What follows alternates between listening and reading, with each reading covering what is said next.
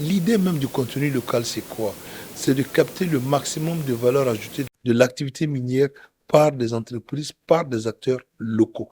Donc, partant de là, si nous arrivons à faire grandir des entreprises locales qui peuvent saisir ces opportunités, capter cette valeur ajoutée localement, on va donc par effet de ruissellement générer beaucoup plus de retombées pour nos économies nationales, parlant d'abord d'emploi.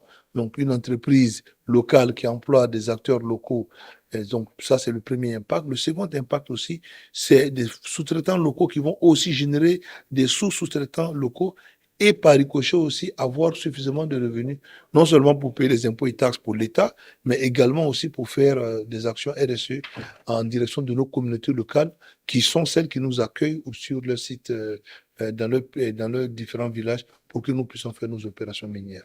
Nous avons décidé de commencer d'abord comme sur 3 pays d'opération, le Burkina Faso, la Côte d'Ivoire et le Sénégal.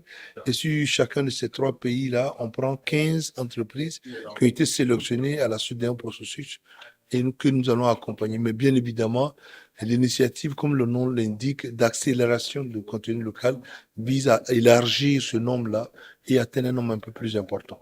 Avec Endeavour Mining, qui est la société présente ici en Côte d'Ivoire à travers les mines de Lafigué et de Ity, qui a eu cette initiative de regrouper tous les acteurs, à commencer par la Fédération des chambres de mines de l'Afrique de l'Ouest, mais également aussi d'autres acteurs miniers comme Allied Gold, comme Fortuna, comme Perseus, et aussi des acteurs du secteur privé comme Corica, Transportier et bien d'autres, pour les mettre tout le monde autour de la table, d'où le nom d'écosystème.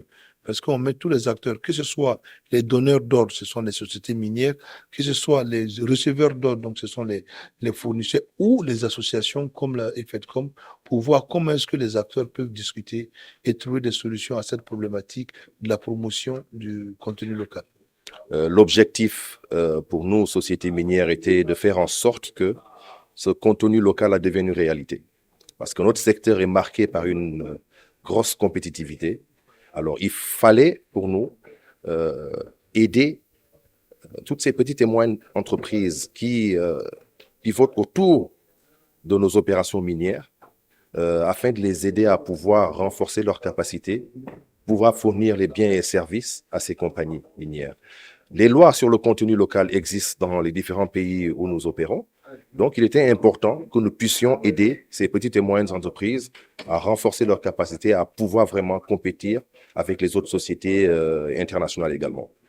Chez Endeavour Mining, on est persuadé que le contenu local ne doit pas être vu que seulement comme un sujet étatique. Le secteur privé doit prendre ses responsabilités. Nous devons prendre nos responsabilités et structurer un écosystème qui permette de booster la compétitivité des fournisseurs ouest-africains. Comment on va y arriver? En travaillant sur leur montée de compétences, en leur permettant d'avoir l'accès au financement, mais aussi en faisant un plaidoyer pour harmoniser nos standards au niveau régional.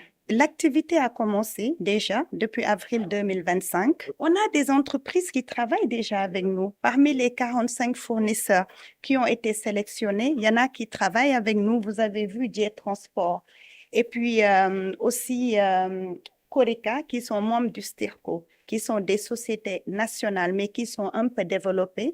Et on a d'autres sociétés qui sont plus petites, comme Sopremi, etc., qui font déjà partie, qui travaillent déjà avec nous. Et les autres, ils travaillent soit avec Allied Gold, avec Perseus Mining, et il y en a d'autres qu'on a intégrés, qui sont des sociétés qui n'ont encore aucune expérience, mais qu'on veut accompagner, développer leurs compétences par des formations, du mentorat, etc., et puis leur donner accès au financement et les aider à grandir.